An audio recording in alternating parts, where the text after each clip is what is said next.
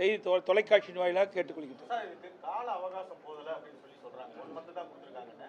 இன்னொன்று அந்த படிவத்திலேயே குழப்பம் இருக்குன்னு சொல்லி உங்க முன்னாள் அமைச்சர் ஜெயக்குமார் கூட சொல்லியிருக்காங்க. சார், படிவத்திலாம் குழப்பம் இல்லை, பூர்த்தி செய்ய வேணும். அந்த பூர்த்தி செய்வதற்கு தகுதியான பிஎல்ஓ நியமிக்க வேணும்.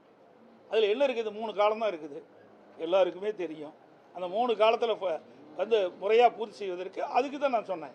4ஆம் வகுப்பு படித்தவர்களை எப்படி அவர்கள் பிஎல்ஓ நியமிக்கப்பட்டால் அந்த படிவத்தை பூர்த்தி செய்ய முடியும்?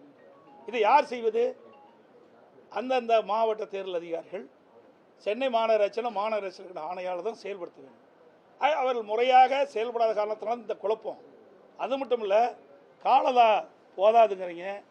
ஒரு தேர்தல் அறிவித்து ஒரே மாதத்தில் முடியுது.